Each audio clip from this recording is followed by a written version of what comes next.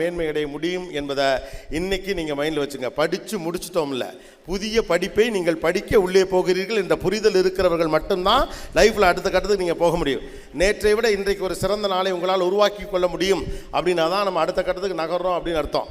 வேலைக்கு போய்ட்டோம், காலைல 9 மணிக்கு வேலைக்கு போவோம், 5 மணிக்கு ரிட்டர்ன் ஆகும், சனிக்கிழமை சாயந்தரம் படுத்து தூங்குவோம், ஞாயிற்றுக்கிழமை படம் பார்ப்போம் அப்படின்னு ஒரு ரெகுலர் வாழ்க்கை தான் நீங்கள் வாழ போகிறீங்க அப்படின்னா உங்கள் வாழ்க்கை மாறாது.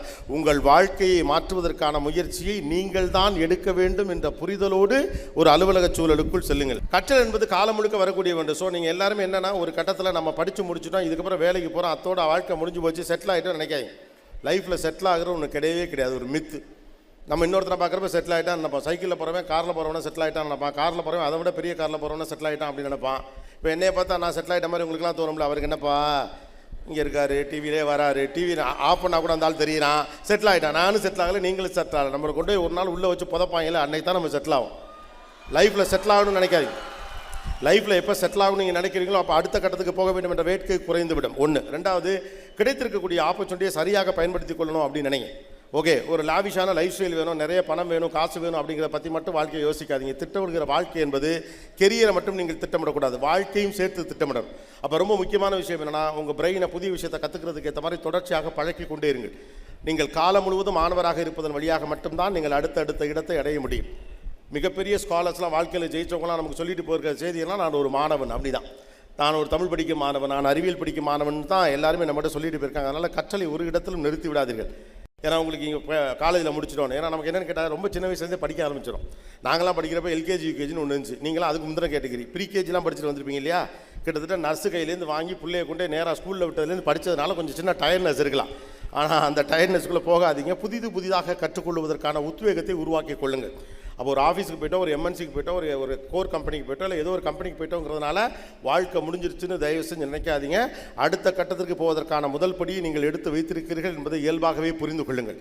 வேலையை வாழ்வின் ஒரு பகுதியாக பார்ப்பது, வேலையை வாழ்க்கையாக பார்ப்பது இப்படின்னு ரெண்டு இருக்குது. வேலையை ஒரு வாழ்வின் ஒரு பகுதியாக பாருங்கள். வேலையை வாழ்வின் ஒரு பகுதியாக நீங்கள் பார்த்தா தான் மற்ற விஷயங்களை கான்சன்ட்ரேட் பண்ண முடியும். You are an individual with many things இல்லையா, நாட் ஜஸ்ட் அ ஒர்க். அப்போ 4-5 விஷயங்கள் நீங்கள் தெரிஞ்சுக்கணும்.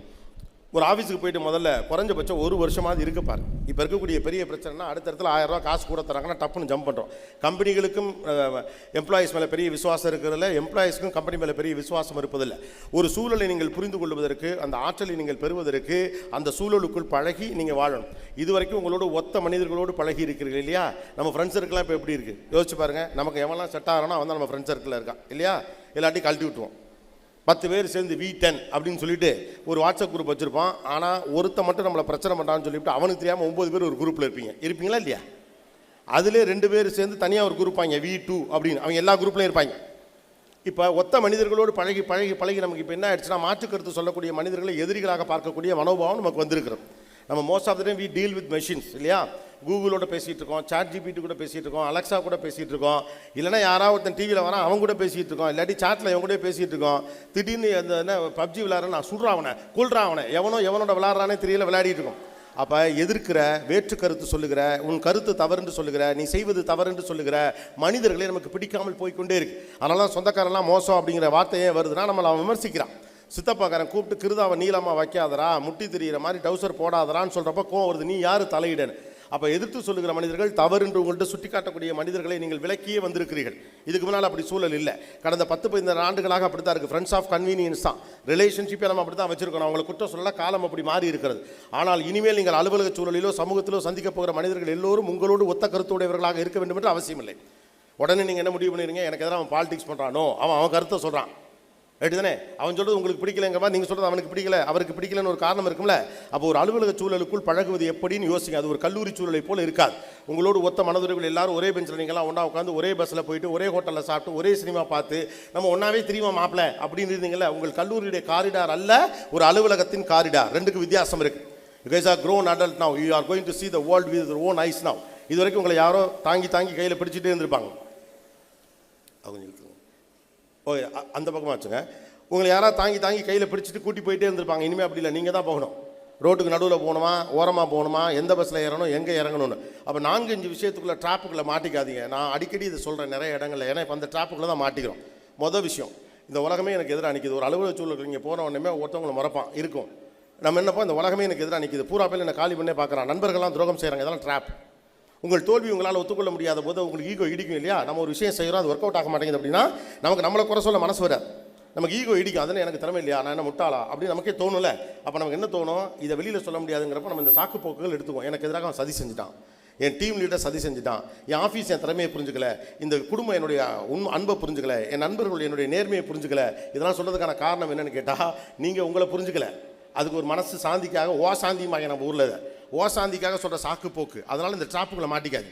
போகிற இடத்துல நீங்கள் நினைப்பது போலவே எல்லாம் இருக்குங்கிற அவசியம்லாம் கிடையாது. ரெட் கார்பெட்லாம் இருக்காது, ரைட்டா? நீங்கள் மோதி தான் வரணும். எல்லாரும் ஒரு கதவுக்குள்ளே வரணும்னு நினைக்கிறப்ப எல்லாரும் முண்டி அடிச்சுக்கிட்டு வரத்தான் பார்ப்பான், எல்லாரும் தட்டை தான் ட்ரை பண்ணுவான். நீங்கள் பின்னால் போய் நின்றுக்கிட்டு எல்லாரும் நவந்துக்கங்க, நான் கதவுக்குள்ளே போகணுன்னா போகலாம் முடியாது, போய் தட்டத்தான் வேணும். ஜெயிக்கிறோமோ தோக்குறோமோ சண்டை செய்யணும் அப்படின்னு ஒன்று இருக்குது. ட்ரை பண்ணுங்கள், that's more important. Second thing, take risk, do experiments, do mistakes, nothing wrong. இந்த வயதில் தான் நீங்கள் தவறுகள் செய்து பிழைகள் செய்து சரியான எக்ஸ்பெரிமெண்ட் செய்து கரெக்டான இடத்திற்கு வர முடியும். சேஃப் ஜோனில் கேம் ஆடணும் தயவு செஞ்சு நினைக்காது. பத்திரமா இருக்கணும், பொத்துனாப்பில் இருக்கணும், எந்த பிரச்சனைக்கும் போயிடக்கூடாது. வளர்ச்சியை நோக்கி ஒன்று நம்முடைய வருத்தும் அப்படின்னா அதை செய்யாமல் இருக்கிறதுக்கு ஒதுங்கி இருக்கிறதுக்கு ட்ரை பண்ணாது. Go and explore, check it out. இப்போலாம் என்னன்னா உட்காந்து இடத்துல எல்லாம் நடக்கும். பெரிய சம்பளம் வேண்டும், ஆனால் வேலை பெரிதாக இருக்கக்கூடாது, தொந்தரவு வேணும் செய்யக்கூடாது. சனிக்கிழமை ஞாயிற்றுக்கிழமை கம்ப்ளீட்டாக எனக்கு லீவு கொடுத்துடணும், 8 மணி நேரம் தான் அதை பத்திரமா வேலை பார்ப்பேன் அப்படிலாம் ஒரு உலகம் இப்போ இல்லவே இல்லை. அந்த சிஸ்டம்குள்ளே இருந்தால் கடைசி வரைக்கும் ஒரு நார்மலான லைஃப்பை நீங்கள் லீட் பண்ணிட்டே போகலாம். அடுத்து என்ன which exits you are not. வேர்ல்டே எதை நோக்கி exit, what's a big thing next, what நெக்ஸ்ட்டுங்கிறது தானே உலகமே. அப்படி நினச்சதுனால தான் அடுத்தடுத்த கட்டத்துக்கு இந்த சமூகம் வந்து கொண்டே இருக்கிறது. இப்போ நீங்கள் கையில் வச்சிருக்க செல்ஃபோனுங்கிறது வாட் நெக்ஸ்ட் ஒருத்தர் யோசிச்சே தான். ஃபோனில் எப்படி முகம் தெரியும் ஒரு நாள் கிண்டல் அடிச்சுக்கிட்டு இருந்தோம், இன்றைக்கி ஃபோனில் முகம் தெரியும் இல்லையா? எல்லாமே வீடியோ காலில் உட்காந்து பேசிட்டு இருக்கீங்க, வாட்ஸ்அப் காலில் பேசிட்டு இருக்கீங்க. அது மாதிரி 10 ப்ரொவைடர் இருக்கான். சினிமா மட்டும் தான் பார்த்துக்கிட்டு இருந்தோம், அடுத்து வாட் நெக்ஸ்ட் நான் டெலிவிஷன் மட்டும் பார்த்துட்டு இருந்தேன். வாட் நெக்ஸ்ட் நான் எனக்கு பிடிச்சதை நான் பார்க்கறேன்டா, ஓடிடிக்கு போகிறேன் அப்படின்னா ஃபோன்லேயே எல்லாம் வந்துருச்சு இல்லையா? வாட் நெக்ஸ்ட், கார்கள் ஓட்டிகிட்டு இருக்கோம், ரோட்டில் இருக்குது. வாட் நெக்ஸ்ட், மனிதர் இல்லாத கார், எலக்ட்ரிக் கார். இப்படி மனிதன் வாட் நெக்ஸ்ட்னு யோசிக்க தான் இந்த சமூகம் இருக்கு. இன்றைக்கி வந்திருக்க ஏஐ டெக்னாலஜி உள்பட எல்லாம் அப்படி தான். இன்னும் 2 வருஷம் கழிச்சோ 3 வருஷம் கழிச்சோ கோபிநாத்தில் பர்மிஷன் வாங்கிட்டு ஞானமணி காலேஜில் ஏஐயில் கோபிநாத் பேசிட்டு பாரு, கோபிநாத் கையில் கட்டிட்டு வீட்டில் தூங்கிட்டு இருப்பார். Technology will take you to different levels இல்லையா? அப்போ அது எல்லாத்துக்கும் அடாப்ட் பண்ணக்கூடிய ஒரு இடத்துக்கு வரணும். 3வது, communication skills are more important. எல்லாருக்கும் கலாக்கே தெரியுது, ஆனால் கம்யூனிகேஷன் ஸ்கில் பெரிய அளவுக்கு இல்லை.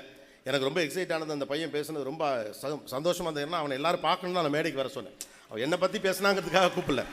எனக்கு என்ன அவ்வளோ அழகாக ஒரு திருத்தமாக ஒரு கம்பீரமாக ஒருத்தன் பேசுகிறான், அவனை பார்க்கணுன்னு தோணுச்சு, நீங்கள் எல்லாம் பார்க்கணுன்னு தோணுச்சு. மெயினாக அங்கே வந்து சின்ன பதட்டம் அவனுக்கு இருந்தது. பட் இவர் கூப்பிட்டு மேடையில் நிறுத்திட்டாருங்கிறதுக்காக நம்ம பேசணும் அப்படின்னு என்னெல்லாம் அப்படி தான் யாராவது இழுத்து நிறுத்தினாங்க. அப்படி தான் நான் வந்தேன்.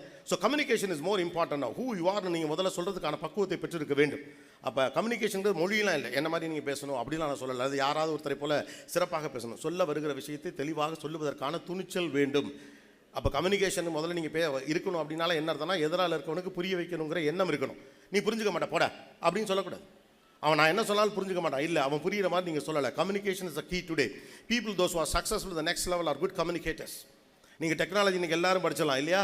இப்போ நீங்கள் படிச்சிருக்க டெக்னாலஜி இன்னொருத்தர் படிச்சுட்டு வந்துடும். 6 மாதம் கோர்ஸில் கூட எங்கேயோ போய் படிச்சுட்டு வந்துட முடியும். நீங்களே கூட படிக்கும்போது இன்னொரு டெக்னாலஜி படிச்சிருப்பீங்க, படித்து முடிச்சுட்டு போகிறப்ப வேறு வரும் இல்லையா? நேற்று கம்ப்யூட்டர் சயின்ஸ்னு ஒன்று இருந்துச்சு, இன்றைக்கி கம்ப்யூட்டர் சயின்ஸே ஃபுல்லாக இன்டெகிரேட் பண்ணிட்டோங்கிறார் சார். எல்லா கோர்ஸுகளையும் கம்ப்யூட்டர் சயின்ஸுக்கு வாங்க அப்படிங்கிறார். அடுத்து ஏஐ இன்டெகிரேட் பண்ணுறோம், ஏஐ டேட்டா அனாலிசிஸ் என்னென்னமோலாம் வந்துட்டு இருக்கு. ஆனால் இதெல்லாம் வந்துக்கிட்டு இருந்தாலும் மனுஷன் பார்க்குற வேலையை மனுஷன் தான் பார்க்கணுங்கிற நிலைமை இருக்குல்ல, அவன் தான் ஜெயிக்க முடியும். எந்த வேலையெல்லாம் ஏஐயால் செய்ய முடியாதோ அந்த வேலையெல்லாம் செய்கிறவன் தான் இனிமேல் சக்ஸஸ்ஃபுல் பர்சன். இதை மட்டும் நீங்கள் மைண்டில் வச்சுக்கோங்க. எதெல்லாம் ஆர்டிஃபிஷியல் இன்டெலிஜென்ஸால் பண்ண முடியாது அதெல்லாம் நீங்கள் ஆர்டிஃபிஷியல் இன்டெலிஜென்ஸ் பேசிடும், ஆனால் கனெக்டை உருவாக்க முடியாது, இமோஷனல் கனெக்டை உருவாக்க முடியாது. உங்களுக்கு எனக்குமான உறவு என்பது எங்கிருந்து வருகிறது? இந்த பேச்சிலிருந்து வருகிறது. நான் உங்கள் மீது பிரியமாக இருக்கிறேன், நீங்கள் என் மீது பிரியமாக இருக்கிறீர்கள். Communication is more important. அதன் வழியாகத்தான் நீங்கள் நம்பிக்கையை உருவாக்க முடியும். அதன் வழியாகத்தான் உங்கள் உத்தரவை ஏற்றுக்கொள்ளக்கூடிய மனிதர்களிடம் நம்பிக்கையை உருவாக்கணும். இவன் சொன்னால் நான் கேட்கணுங்கிற எண்ணம் எப்படி வருகிறது? தட்ஸ் கால் கம்யூனிகேஷன் இல்லையா? ஸ்டம்புக்கு பின்னால் தோனி நின்றுட்டு இப்படின்னு ஒன்று சொன்னால் அவன் ஒத்துக்கிறான். ஏன் பால் இந்த தடவை இங்கே போட்டால் விக்கெட்டு விழுகுன்னு அவன் சொல்கிறான். தலைவனுக்கிட்ட கம்யூனிகேஷன் இருக்கணும். Be a leader. If you guys want to be a leader, be a communicator. That's more important. ஆனால் அந்த அதிகாரம் எங்கிருந்து வருங்கிறது தான் ரொம்ப முக்கியமான விஷயம். அதிகாரங்கிறது செலுத்துவதல்ல, அதிகாரம் என்பது பொறுப்பு. அடுத்த கட்டத்துக்கு நீங்கள் போகிறீங்க, அதிகாரத்தை பொறுப்பாக பாருங்கள். அதிகாரம் என்பது அடுத்தவனை வேலை வாங்குறது கிடையாது, அடுத்தவனுக்கு உத்தரவிடு கிடையாது. நான் எந்த வேலையும் பார்க்க மாட்டேன், நீ தான் பார்க்கணுங்கிறதுல அதிகாரம். அதிகாரம் என்பது பொறுப்பிலிருந்து வருகிறது. தந்தைக்கு எப்படி அதிகாரம் வருகிறது? பொறுப்பிலிருந்து வருகிறது. அவர் தன்னுடைய குடும்பத்தை பார்த்துக் கொள்கிறார், தன்னுடைய பிள்ளைகளை பார்த்துக் கொள்கிறார். தனக்காக இருக்கக்கூடிய எல்லாவற்றையும் ஒதுக்கி வைத்துவிட்டு பிள்ளைகள் வாழ வேண்டும் என்பதற்காக கடைசி வரைக்கும் வாழ்ந்துட்டு ஒரு அப்பன் செத்து போனாலும் அந்த பொறுப்பிலிருந்து அவருக்கு அந்த அதிகாரம் கொடுக்கப்படுகிறது. வீட்டின் மூத்த அண்ணன்களுக்கு எப்படி அதிகாரம் கிடைக்கிறது? அவன் அந்த பொறுப்பிலிருந்து எடுத்துக் கொள்கிறான். அதை மீறி அதை கைப்பற்றி ஒருத்தர் செஞ்சான்னா அவன் தோற்றுருவான். அதிகாரத்தை நீங்கள் பெற வேண்டும் என்று ஆசைப்பட்டால் உத்தரவிடுவதை நிறுத்திவிட்டு பொறுப்பை ஏற்றுக்கொள்ளுங்கள். தானாக உங்கள் அலுவலக சூழலிலும் சமூக சூழலிலும் உங்களுக்கு அதிகாரம் வந்து சேரும். காங்கோயர்லாம் கிடையாது, போய் எடுக்கணும். அந்த பொறுப்பு உங்களுக்கு இருக்கிற பட்சத்தில் மட்டும்தான் நீங்கள் அங்கீகரிக்கப்படுவீர்கள். இல்லை ஒரு சின்ன காலத்துக்கு ஒரு டெம்பரரி உங்களுக்கு ஒரு அதிகாரம் கிடைக்கலாம், ஒரு ரெக்கக்னேஷன் கிடைக்கலாம், ஒரு இம்பார்ட்டன்ஸ் கிடைக்கலாம். 4வது, திறமைக்கு மரியாதை இல்லைங்க. திறமைக்கு மரியாதை இல்லைங்க, தயவு செஞ்சு புலம்பிக்கிட்டே தெரியாதுங்க. இந்த உலகத்தில் திறமைக்கு மரியாதை இருக்குது. இன்றைக்கி இல்லாமல் இருக்கலாம், 10 நாள் உங்களை உலகத்துக்கு தெரியாமல் போகலாம், 1 வருஷம் உங்களை உலகத்துக்கு தெரியாமல் போகலாம். ஒரு நாள் உங்கள் திறமையில் நீங்கள் மேலே வந்து நிற்கிறப்ப உலகமே உங்களை பார்த்தான்னா வந்து நிற்க, ஒரு நாளும் டிசப்பாயிண்ட் ஆகாது. இது பொய் வார்த்தை. திறமைக்கு மரியாதை கிடையாது. ஆமாம், சில பேர் டிசப்பாயிண்டட் தான் இருக்குதான். இதுவும் மறுபடியும் சாக்கு போக்கு தான். அவன் வந்து முதலாளிக்கு ஜால்ரா அடித்து வந்துட்டான், ஹெச்ஆருக்கு வந்து நெருக்கமாக இருக்கிறதுனால அவனுக்கு அது 1-2 பேருக்கு கிடைக்கும், இல்லைன்னு நான் சொல்லலை. அவங்களாம் சக்ஸஸ்ஃபுல்லாலாம் இருக்க முடியாது. அடுத்த கடத்துக்கு போகணும்ல, ரைட்டு, ரெக்கமெண்டேஷன் உள்ளே வந்துட்டாலும் அடுத்த கடத்துக்கு போகணும்ல, இங்கே ரிசல்ட் வேணும்ல. அப்போ எப்படி ஜெயிக்க போகிறான்? ஜெயிக்க முடியாது. அப்போ திறமைக்கு மரியாதை இல்லைன்னு தயவு செஞ்சு நினைக்காதீங்க. அது உங்களை சோம்பேறி ஆக்கிவிடும், உங்களை நீங்களே நெஞ்சில் குத்திக்கிறதுக்கு சமம். எந்த இடத்துல போனாலும் என் திறமைக்கு என்றைக்கு மரியாதை உண்டு, நான் அடுத்த கட்டத்துக்கு போகிறேன், அப்போ திறமை பத்தலை, திறமையை அதிகரிச்சுக்கிறேங்கிற முடிவுக்கு தான் வரணும். திறமைக்கு மரியாதை உண்டு, அதை மறுபடி நான் சொல்கிறேன். திறமைக்கு மரியாதை உண்டு. Don't get into the strap. நீங்கள் இன்னைக்கு இல்லைனாலும் வீரியமுள்ள விதை எங்கே போட்டாலும் வெளியில் வர்றதை நீங்கள் தடுக்கவே முடியாது. நீங்கள் ஏறி நிற்கலாம், மிதிக்கலாம், கொல்லலாம். உங்ககிட்ட திறமை இருந்தால் நீ உடச்சிக்கிட்டு நீ வெளியில் வருவே. திறமைசாலி இந்த உலகம் கொண்டாடு, நம்பு. 10 பேர் தோக்குறான் தான், நான் இல்லைன்னு சொல்லலை. அதுக்காக எல்லாரும் தோற்றுவான் நீங்கள் நம்பக்கூடாது. இந்த உலகத்தில் திறமைக்கு மரியாதை இல்லைங்கிற வார்த்தை ரொம்பவும் உங்களை சோம்பலாக்கிவிடும். உங்களை நீங்களே ஏமாத்துக்கிறதுக்கான ஏற்பாடு தான் அது. திறமைக்கு மரியாதை உண்டு. ஆனால் என்ன நினச்சிக்கிறோம், நான் திறமைசாலி, இந்த உலகமே வந்து ரிசீவ் பண்ணிக்கணும். கிடையாது. நீங்கள் திறமைசாலின்னு ஊருக்கு சொல்லணும். அதுக்கு தான் கம்யூனிகேஷன் வேணும் அப்படின்னு சொல்கிறேன். What kind of a person you are that you need to explain to the people. நீங்கள் யார் என்று நீங்கள் சொல்லாமல் இந்த உலகத்திற்கு எப்படி உங்களை அறிமுகப்படுத்திக் கொள்ள முடியும்? உங்களை பற்றி இன்னொருவர் அறிமுகம் செய்யக்கூடிய காலம் வர வேண்டும் என்றால் நீங்கள் யார் என்று இந்த உலகத்திற்கு நீங்கள் முதலில் சொல்லியிருக்க வேண்டும் இல்லையா? நீங்கள் உங்கள் செயல்களின் வழியாக அதை சொல்லுகிற போது உங்களை பற்றி ஒருவன் சொல்லுவான், என் செயல்கள் மூலமாக நான் செஞ்ச என்னை பற்றி ஒரு தம்பி பேசுகிறான், அவ்வளோதான். உங்களை பற்றி ஒருத்தன் பேசணும்னா உங்கள் செயல்கள் வழியாக இந்த உலகத்துக்கு நீங்கள் யார் என்று அந்த கம்யூனிகேஷன் சொல்லணும். Right? So the 4 important things as I told you people, don't get into any trap. எந்த ட்ராப்லையும் மாட்டிக்காதீங்க. உங்களை சோம்பல் செய்யக்கூடிய, உங்களை மனுஷர்களே மோசம், எதிராளியாக இருப்பான் அப்படிங்கிற அந்த ட்ராப்புகளை மாட்டாதீங்க. 1. 2வது, கற்றல் என்பது கடைசி வரை உங்களோடு தொடர வேண்டும், அதை புரிந்து கொள்ளுங்கள். அடுத்த கட்டத்துக்கு நீங்கள் போகணும்னா காலைல 9 மணிக்கு போயிட்டு 5 மணிக்கு வரக்கூடிய ரெகுலர் வேலையை பார்த்துக்கிட்டு அப்படியே இருந்தால் காலம் ஒரு நாள் மாறும், கவலைகள் தீராது. உங்களுக்கான வாழ்க்கையை நீங்கள் தான் டிசைன் பண்ணிக்கணுங்கிற முக்கியத்துவம் இருக்காது. அடுத்த முக்கியமான விஷயம் என்ன, நீங்கள் இதுவரைக்கும் ஒத்த கருத்துள்ள மனிதர்களோடு சேர்ந்து பயணித்தீர்கள். இனிமேல் நீங்கள் சந்திக்க போகிற உலகத்தில் உங்கள் கருத்துக்களை ஏற்றுக்கொள்ளாத மனிதர்கள் நிறைய பேர் இருப்பதற்கான வாய்ப்புண்டு. அவர்களை சேர்ந்து புழங்குங்கள். அடுத்தது communication. Communication is the key. Science and technology தன்னுடைய வேலையை அடுத்த கட்டத்தை நோக்கி நகர்த்தி கொண்டு இருக்கிற போது கம்யூனிகேஷனில் எவெல்லாம் ஸ்ட்ராங்காக இருக்கானோ, யாரெல்லாம் ஸ்ட்ராங்காக இருக்கானோ அவங்க தான் அடுத்த இடத்துக்கு வர முடியும். அடுத்தது அதிகாரத்தை பெறுவது. அதிகாரத்தை பெறுவது என்பது அடுத்தவர்களை வேலை வாங்குவது கிடையாது, அடுத்தவர்களுக்கு நம்பிக்கையை உண்டாக்குவது, பொறுப்புகளை எடுத்துக்கொள்ளுகிற வழியாகத்தான் அதிகாரத்தை நீங்கள் பெற முடியும். ரைட்டா? முதல் 5 வரிசையில் உட்காந்துருக்கக்கூடிய ஆஃபர் லெட்டர்ஸ்லாம் வாங்கிட்டு கம்பெனிகளுக்கு போகிற பிள்ளைகளுக்காக இது வர. ரைட்டா? ஓகேயா? Got it? இனிமே பின்னால் 12th ஸ்டாண்டர்ட் முடிச்சாச்சு. லைஃபோட first important decision that you guys are going to take now. நான் கொஞ்சம் தண்ணி குடிச்சுக்கிட்டா. லைஃபோட இம்பார்ட்டன்ட் டெசிஷன் 3 இருக்கு. இதுவும் நான் அடிக்கடி ரிப்பீட் பண்ணக்கூடிய, இதெல்லாம் என்னுடைய மந்த்ராஸ் மாதிரி ஆகிப்போச்சு. 3 முடிவுகள் மிக முக்கியமானது வாழ்க்கையில். முதல் முக்கியமான முடிவு, புரிஞ்ச படிப்பை படிப்பது. புரிஞ்ச படிப்பை. முன்னாலாம் பிடிச்ச படிப்பேன்னு சொல்லிட்டு இருந்தேன், அப்புறம் நானே மாற்றிக்கிட்டேன். ஏன்னா இப்போ எது பிடிச்ச படிப்புன்னு உங்களுக்கே தெரியலை. எதெல்லாம் பாப்புலராக இருக்கோ அதை படிப்போம், எதுக்கெல்லாம் உடனே கூட சம்பளம் கொடுப்பாங்களோ அதை படிப்போம், எதெல்லாம் ஈஸியோ அதை படிப்போம், எது ஈஸி ஆனால் கூட சம்பளம் வருதோ அதை படிப்போம், அப்புறம் பக்கத்து வீட்டுக்காரன் என்ன சொல்கிறானோ அதை படிப்போம், எதிர்த்து விட்டு அங்கிள் சொன்னதுக்காக படிப்போம், இருக்கிறதுல எவனும் கேள்விப்படாத ஒரு கோர்ஸாக படிச்சுட்டு ரோட்லேயே நிற்போம். இப்படி பிடிச்ச படிப்புன்னு சொல்லி குழப்பிக்கிறதுனால புரிஞ்ச படிப்பு முதல் முக்கியமான டெசிஷன். 2வது பிடித்த வேலை. 3வது பிடித்த வாழ்க்கை துணை. இந்த 3 டெசிஷன் லைஃப்பில் மோஸ்ட் இம்பார்ட்டன்ட் டெசிஷன். இந்த 3 டெசிஷனும் லைஃப்பில் நீங்கள் கரெக்டாக எடுத்துட்டிங்கன்னா அதுக்கப்புறம் நீங்கள் எந்த டெசிஷனும் எடுக்க வேண்டாம். லைஃபே உங்களுக்கு தேவையான டெசிஷன்ஸை கரெக்டாக எடுத்து கொடுத்துரும். ஆனால் இந்த 2வது டெசிஷனும் 3வது டெசிஷன் நீங்கள் கரெக்டாக எடுக்கணும், இந்த முதல் டெசிஷனை கரெக்டாக எடுக்கணும். That's more important. வாழ்க்கையில் 2வது முடிவு 3வது முடிவு மட்டும் சரியாக அமையணும் அப்படின்னா அந்த முதல் முடிவை நீங்கள் சரியாக எடுக்கணும். என்ன படிக்கணுங்கிறதுல மிக தெளிவாக இருக்கணும். பாயிண்ட் நம்பர் 1, இந்த நண்பர்களோடே சேர்ந்து படிக்கணும் அப்படிங்கிறதுக்காக ஒட்டுக்காக சேர்ந்து ஒரே கோர்ஸ் படிப்போம்னு சொல்லிட்டு வீணாக போகிறத முதல்ல நிறுத்துங்க. நண்பர்கள் வருவார்கள் போவார்கள். நட்பு என்பது எல்லா காலத்திற்கும் நிலைத்திருக்கும். நாமளாம் 6ஆம் கிளாஸ்லேயே ஒன்றாவே தெரிஞ்சோம், ஒன்றாவே ஃபுட்பால் அடித்தோம், ஒன்றாவே ஒரே பிள்ளையை சைட் அடித்தோன்னு உருப்படாதையோ அப்படியே பண்ணிடாது. யாருக்கு என்ன வருமோ அந்த கோர்ஸை படிங்க. That's more important. இன்றைக்கி இருக்கக்கூடிய ஆப்பர்ச்சுனிட்டியில் உங்களால் அவ்வளோ படிக்க முடியும். நாங்கள்லாம் படிச்சுட்டு இருந்தப்போ இன்ஜினியரிங் படிக்கணும், சிவிலு, மெக்கானிக்கலு, அப்புறம் இந்த ட்ரிபிளியே ஓஹோமா அதேப்பா புதிய கோர்ஸ் அப்படிமா. அப்புறமா கொஞ்சம் அக்ரி இருக்கும், டாக்டருக்கு படிக்கலாம், இல்லைனா ஆடிட்டருக்கு படிக்கலாம், அப்புறம் பிஎஸ்சி ஃபிசிக்ஸு, கெமிஸ்ட்ரி, பயாலஜி, பிஏல இருக்கக்கூடிய ரெகுலர், தமிழ், இந்த மாதிரியான விஷயங்கள். இப்போ பார்த்தோம்னா பர்டிகுலராக 7ஆம் பக்கத்துலேருந்து 13ஆம் பக்கத்தில் இருக்க ஒரு கண்டென்ட்டுக்கு ஒரு கோர்ஸ் இருக்குது. அவ்வளோ தூரம் இன் டீட்டெயில் பண்ணிட்டாங்க. அப்போ தேர்வு செய்து படிப்பதற்கான வாய்ப்பு உங்களுக்கு கிடைத்திருக்கிறது. ஆனால் அதுதான் சிக்கலாகவும் இருப்பதாக தோன்றுகிறது. அதிகமான வாய்ப்புகள் இருக்கப்போ கடைசியில் ஹோட்டலில் போயிட்டு மெனுவெல்லாம் பார்த்துட்டு 40 நிமிஷம் அது திரும்பமா இதை திரும்பமா முடிவு பண்ணிட்டு கடைசியில் மசால் தோசை சாப்பிடுவோன்ட்டு ஒரு மசால் தோசை ஆர்டர் பண்ணுறோம்ல, அந்த மாதிரி தான் படிப்பை சூஸ் பண்ணுறது நடந்துட்டு. படிப்பை ஃபேன்சியாக பார்க்குற ஸ்டைலை தயவு செஞ்சு மாற்றுங்க. இந்த சைக்காலஜி, விஷுவல் கம்யூனிகேஷன், அப்புறம் பைலட் ஆகிறேன், இதெல்லாம் பண்ணுங்கள். ஆனால் புரிஞ்சு பண்ணுங்கள். நீங்கள் என்ன பண்ணினாலும் ப்ராஸ்பெக்டஸை மட்டும் பார்க்காதீங்க. இப்போ இவ்வளோ வாய்ப்பு கொடுக்குறாங்க, இந்த மாதிரி ஒரு கல்லூரி நீங்கள் சுற்றி பார்க்கலாம், போய் லேபை பார்க்கலாம், ஃபேக்கல்ட்டியை பார்க்கலாம் அப்படின்னு இந்த கல்லூரிகள், இது மாதிரி நிறைய கல்லூரிகள் அனுமதிக்கிறாங்க. முன்னாலாம் அப்படிலாம் இருக்குது. அவங்க சொல்லுவாங்க, நம்மளா போய் படிக்க வேண்டியதான். முதல் நாள் போயிட்டு சொல்கிறப்ப தான் தெரியும் இந்த கோர்ஸில் எத்தனை மேஜர் இருக்குது, எத்தனை என்னன்னே தெரியாது. But you have an opportunity to understand what kind of a courses are available. காலேஜோட சேர்மனே வந்து பேசுகிறாரு, பிளேஸ்மெண்ட் ஆஃபீஸர் வந்து பேசுகிறாரு, ப்ரொஃபஸர் சார்லாம் நீங்கள் சந்திச்சு பேசலாம், ப்ரொஃபஸர்லாம் சந்திச்சு பேசனால அந்த மாதிரியான ஆப்பர்ச்சுனிட்டிலாம் பண்ணுறாங்க. அப்போ be serious about when you are taking courses. Just ஃபேன்சியாக ஒரு கோர்ஸ் இருக்குன்னு நினைக்காதீங்க, இல்லாட்டி ஈஸியாக ஒரு கோர்ஸ் இருக்குன்னு நினைக்காதீங்க. ஈஸியானது தான் படிக்கணும். ஈஸிங்கிறது என்ன தெரியுமா, எனக்கு எது வருமோ அதுதான் ஈஸி, அவ்வளவுதான். எனக்கு எது வருமோ அதுதான் ஈஸி. என்னை நிறைய நண்பர்கள்லாம் கேட்பாங்க, எப்போ அவ்வளோ நேரம் நிற்கிற அப்படின்னு கேட்பாங்க. ஏன்னா நான் எங்கேயுமே நிற்கவே மாட்டேன்.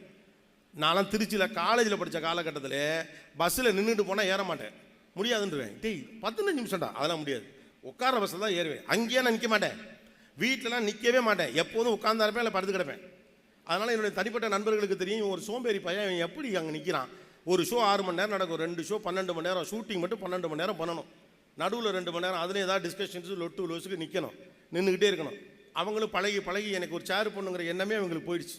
நான் பண்ணுற ஷோனாவே நான் நின்று பண்ணுற ஷோ மாதிரி தான் பண்ணுறேன், எனக்கு உட்காந்து ஷோவே பண்ண தெரியல, அப்படி ஆகிப்போச்சு. இப்படி இவன் நிற்கிறான், எப்படி பேசுகிறான், இவன் அவ்வளோ சோம்பேறியாச்சு அப்படின்னு என் நண்பர்கள் என் வீட்டில் எல்லாம் பேசுவாங்க. வீட்டிலலாம் போனால் எல்லா சுவிட்சையும் ஆன் பண்ணுவேன், எல்லா சுவிட்சையும் ஆஃப் பண்ணுவேன். எந்த சுவிட்ச் லைட்டு சுவிட்ச், எந்த சுவிட்ச் ஃபேன் சுவிட்ச், எதுக்கு தேவையில்லாமல் மூளையை போட்டு கசக்கிட்டு எல்லாத்தையும் ஆன் பண்ணுவோம், எல்லாத்தையும் ஆஃப் பண்ணிடுவோம். இவ்வளோதான் நமக்கு தெரிஞ்சது. ஆனால் எனக்கு அது ஈஸி, ஏன்னா அது எனக்கு பிடிச்சது.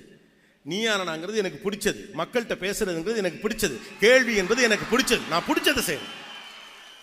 அதனால தான் எங்கள் மாமலாம் அதான் கேட்கும், ஏன்டா அவ்வளோ நேரம் அங்கே நிற்கிற, 10 நிமிஷம் அந்த மேலே இருக்க இதை எடுனா ஏன்டா எடுக்க, அதெல்லாம் நான் செய்ய முடியாது, ஒரு வேலை பார்க்க மாட்டேன்.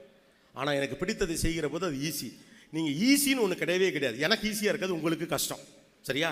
என்னை இப்போ திடீர்னு கூட்டியாந்து, தம்பி நீங்கள் பி மெக்கானிக்கல் படிங்க, நான் உங்களை சேர்த்து விட்றேன்னு இப்போ சார் சொன்னார்னு வச்சுங்களேன், உங்கள் சேர்மனே எனக்கு தெரியும், வா நீ சரி உனக்கு தனியாக ஆள் போடுறேன், நான் கும்பிட்டுட்டு போயிடுவேன். ஏன்னா எனக்கு தெரியாது, எனக்கு 16ஆம் வாய்ப்பாடு தெரியாது, சரியா? அப்போ எனக்கு எது ஈஸிங்கிறது தான் நான் தான் தீர்மானிக்கணும். ஸோ முதல்ல உங்களுக்கு எது ஈஸி அப்படின்னா, உங்களுக்கு எது வருதோ அதான் ஈஸி. எது வரும், எது உங்களுக்கு இயல்பாகவே மனதுக்குள்ளே பிடித்திருக்கிறதோ அது வரும். That is call natural fitness. Natural ஃபிட்னஸ்னால் என்ன, இயல்பாகவே உங்களுக்கு எது வருகிறதுன்னு உங்களுக்கு தெரிய வேண்டும். அதுவே தெரியாமல் தான் நம்மளாம் 12ஆம் கிளாஸை கிராஸ் பண்ணி வந்துடுறோம். Go and check that what kind of person you R.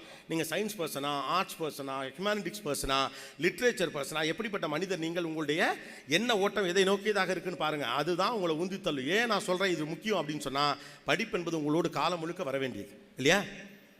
படித்து முடிக்கிறது ஒன்று கிடையவே கிடையாது, அது ஒரு பேச்சு, அவ்வளவுதான். படித்து முடிக்கணும் ஒன்று கிடையவே கிடையாது. அப்போ காலம் முழுக்க உங்களோட வரக்கூடிய படிப்பு உங்களை உந்தி தள்ளணும், உங்களை ஃபோர்ஸ் பண்ணணும், புஷ் பண்ணிகிட்டே இருக்கணும், எக்ஸைட் பண்ணிகிட்டே இருக்கணும். அந்த கண்டுபிடிப்பு ஆசையாக இருக்கும், அந்த விஷயம் இருக்குன்னு வச்சுக்கோங்களேன், அந்த அந்த விஷயம் உங்களை அடுத்தடுத்து நகர்த்திட்டே போகணும். அப்போ அப்படிப்பட்ட ஒரு படிப்பை நீங்கள் தேர்வு செய்கிற போது உங்களை எக்ஸைட் பண்ணிகிட்டே இருக்கும். இல்லைனா வேலைக்காக படிக்கிற மாதிரி ஆகிடும். வேலைக்காக படிச்சுட்டு வச்சுங்களேன், சம்பாத்தியத்துக்காகத்தான் அந்த படிப்பை படித்தோன்னா, சம்பாத்தியத்திற்காக படிக்கிற படிப்பு சலிக்கும். வாழ்க்கை முழுக்க உங்களை எக்ஸைட் பண்ணுற படிப்பு தான் உங்களை எக்ஸைட் பண்ணிகிட்டே இருக்கும். நீங்கள் அடுத்த கட்டத்துக்கு போயிட்டே இருப்பீங்க. நம்ம அடுத்த கட்டத்துக்கு போக முடியாமல் ஒரு இடத்துல மங்கி போய் நின்றதுக்கான காரணம் தெரியுமா, அந்த படிப்பு உங்களை எக்ஸைட் பண்ணல, அது உங்களை உந்தி தள்ளலை. ஒரு தமிழாசிரியர் நீங்கள் கவனிச்சு பாருங்களேன், தேடி தேடி புத்தகங்களை படிப்பார். ஏன்னா அவர் அதை அடுத்தடுத்து என்னென்னு கேட்க வைக்கும். இன்னைக்கு சயின்ஸ் அப்படி தானே, அது தேடி தேடி அடுத்த இடத்துக்கு உங்களை நகர்த்தணும். ஆர்ட்ஸ் எடுங்க, சயின்ஸ் எடுங்க, என்ன கோர்ஸோ படிங்க, அதை இந்த கோர்ஸ் எடுங்கன்னு சொல்கிறதுக்கான புத்திசாலித்தனம் கிட்ட கிடையாது. ஆனால் எது உங்களுடைய நேச்சுரல் ஃபிட்னஸ், இயற்கையாக உங்களுக்கும் அறிவு, புத்திசாலித்தனம், விருப்பம், இந்த தேர்வுகளோடு எது பொருந்துகிறதோ அந்த படிப்பை எடுங்க. பிகாஸ் படிப்பு உங்களோட காலம் முழுக்க வரப்போது, அது உங்களை எங்கேஜ் பண்ணிகிட்டே இருக்கணும், எக்ஸைட் பண்ணிகிட்டே இருக்கணும். அடுத்து இதில் என்ன இருக்குது, அது உங்களை உந்தி தள்ளிக்கிட்டே இருக்கணும். இல்லைன்னா அவ்வளோதான்.